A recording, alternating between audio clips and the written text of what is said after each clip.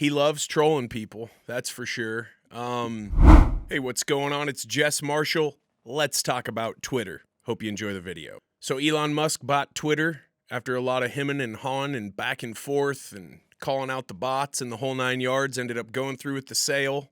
Now he's selling check marks and so on and so forth. Everybody's pissed off.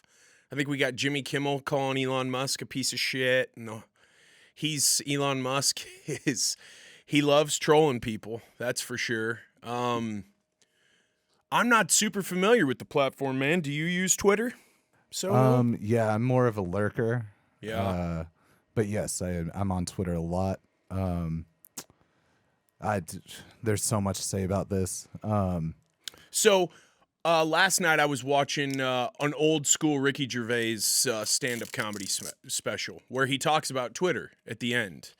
And he's talking about it. Look, it's like a community message board. So like if you went in old school, City Hall or the train station in your little town or city, you would look up on the message board, and it might be a cork board. College, this was big when I was in college. There'd be these big boards in the student union. It would be like bike for sale, guitar lessons, math tutor, whatever. There'd be this sheet. At the bottom, there'd be the phone number like 30 times, and they would cut it. You go up, tear the phone number off, you go call them.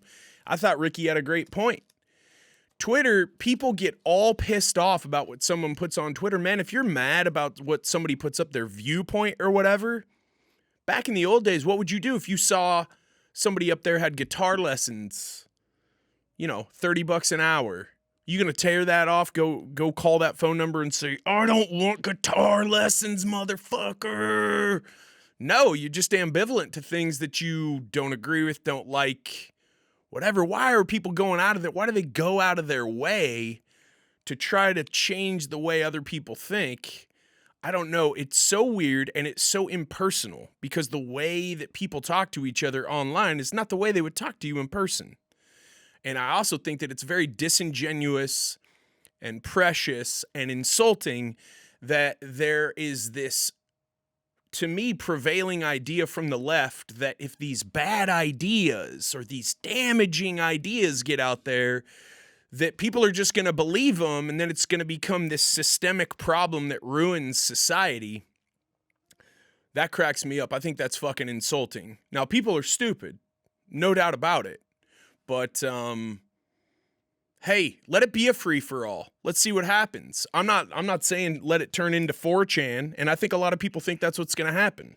Well, then where's the line, Jess? This whole conversation about what free line? Speech. What are you talking about? Between 4chan and Twitter. Free speech is free speech, is it not? Unless it hurts someone. There's no such thing as how free does a speech, word? Jess. Okay. The free speech is all about where you draw the line, where you want to draw the line. Everyone has their own line. So that's the funny thing about Elon saying comedy is now legal on Twitter, and then a few days later banning instantly accounts that are parody accounts that don't say if they don't announce that they're parody accounts in their name, like Kathy Griffin, right? He gets to choose the line, right? Whoever's in charge, since it's a private, this is not a public, even though there's an argument to be made that Twitter and Facebook and all these should be public. Here's what I don't understand, man.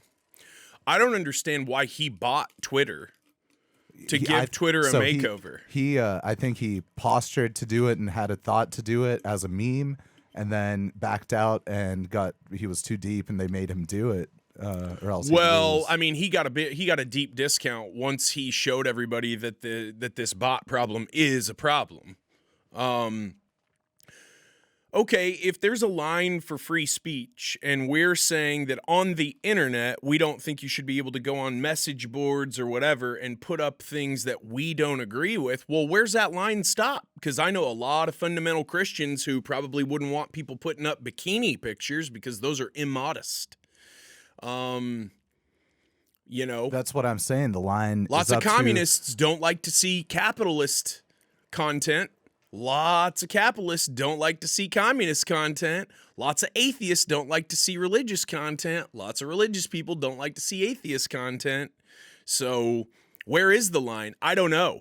I have no idea. Yeah, it's like, I think a sensible line would be if you're doxing people or harassing them repeatedly, if you are, The more interesting conversation you touched on at the beginning is like the radicalization of the alt-right using online means, and that's what we've seen the past It's not 5, just 10 the alt-right, years. man. So you don't think BLM and Antifa and all of that have used the internet to propagate their ideas and this worldview or these viewpoints and opinions that their opposition doesn't agree with has 100% been given free reign. I think it's a very slippery slope. What I can't understand is from a guy who's this revolutionary. Now, he didn't invent the car, right? Cars are already a thing. Rockets already a thing.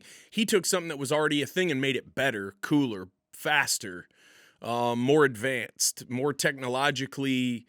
He just pimped it out. I don't understand why he took a platform like that. Why didn't he create his own? Because that's I can't the understand. perception everyone has of him, is he's this revolutionary, awesome business guy. Bro, he's just an brilliant dude. egotistical human. He is a horrible business person who's run multiple companies into the ground. He doesn't know what he's doing in terms of business. Sure, he figured out how to make a Tesla electric car. What else? He's like building tunnels for cars to go in. He's got like, all kinds of what the crazy hell, ideas. And it wasn't that he invented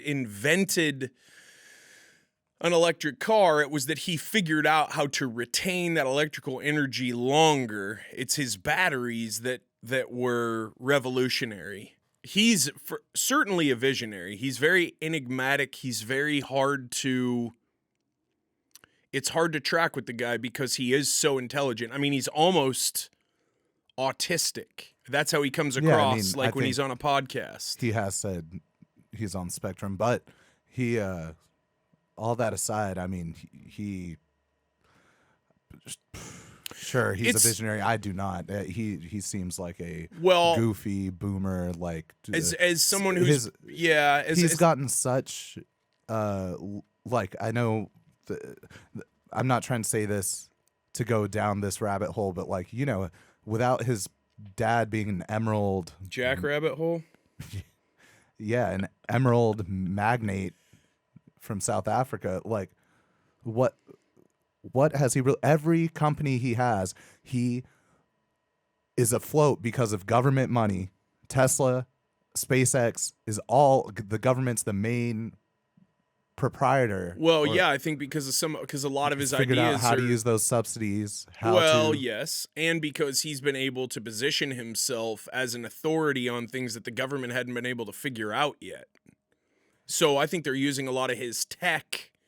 I mean, he gave away. I'm not even sure how true that is, how factual it is, that once his electric IP had been perfected to the point where Tesla was viable. I don't even think Tesla turns a profit right now. I don't know. I could be wrong on that. I've got reasonable experience with the Tesla roofing materials, which are impossible to get.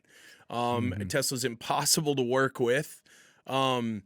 He's one of these high level idea men, high level. I just don't understand why he didn't develop his own platform and just run Twitter off the field. That's what I can't understand. And I mean, with that, the changes he's making to Twitter and buying the checks and even the crusade against the parody accounts it's so hypocritical. It's what what Twitter was doing before he bought them. Yeah, it's what the right does. They say they're pro free speech absolutist. There's no such thing, bro. There's no such thing as a free speech absolutist. Look, free speech, and I wanted to get into this with Lawhawk.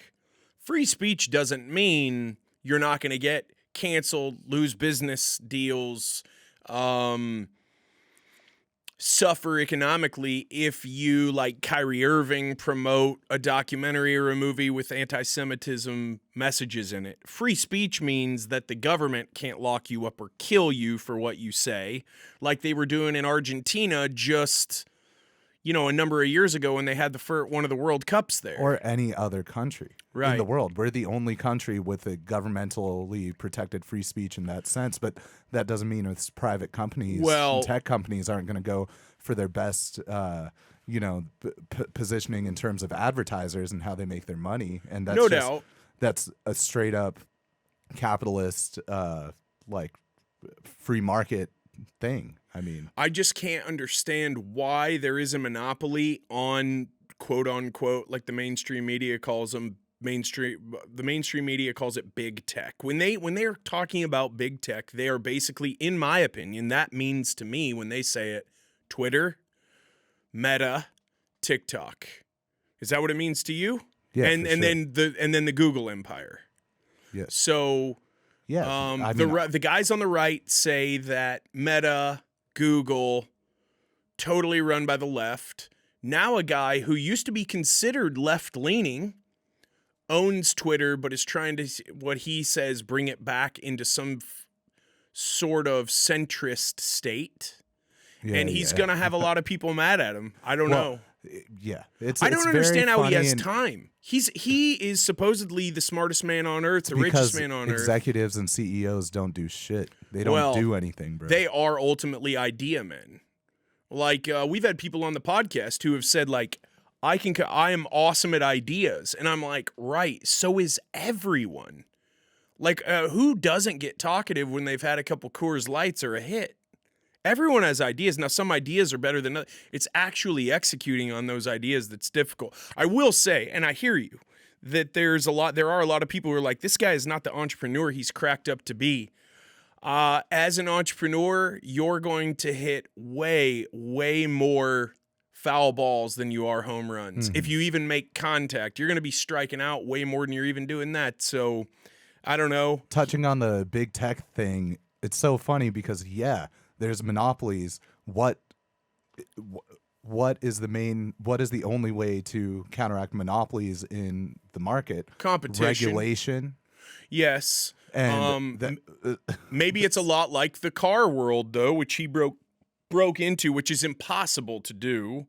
There's an awesome old school movie with Jeff Bridges, who's one of my favorites. It's called Tucker, A Man and His Dream, about a guy who invents a new car. He uses helicopter engines in it. It's an awesome movie about entrepreneurship and how that affects the family. It's amazing. But he broke into that. I just don't understand. I mean, Meta's laying off a bunch of people. So everyone who says, well, Twitter's laying off all these people are losing their jobs. I don't know, man. I also think that all it is it's the du jour trending topic for everyone to get fake mad about. How does Twitter affect anyone's actual daily life? Yeah, I mean, even leftists say, oh, some organization happens on Twitter. No meaningful organizing. No, man. So, yeah. It's a lot like all the social media, man. All it is a center for being marketed to. Like, if you don't realize that that's what big tech does, they just market to sell you, get your data, sell you more shit, take more of the money you say you work so hard for. Well, if you want to keep that in your back pocket, I don't know, limit your fucking screen time. It's not a novel concept. Mm-hmm. It's really not. I got to review that last Jeff Bridges show, too, on Hulu. I'll do it next time. I want this. I think this is my dude. Okay. Who is that? Ryan Seacrest? Hi, everyone. I'm Elon Musk. Elon Musk. Thank you. Shoot. I don't think we can have that music. Probably not. But look at this guy, dude. He looks a lot like him. He's the Sigma version, the alpha version. Is he Asian though? Because I don't think Chinese. I don't think you can do an impersonation like that anymore without pissing a bunch of people off. No, he's Chinese. Not even in comedy. I mean, you can if it's good. Yeah. I think Chappelle is having his SNL episode boycotted by like all the SNL or a bunch of the SNL personnel. Oh, really? Because they're so mad at Chappelle still for the trans stuff. So nice.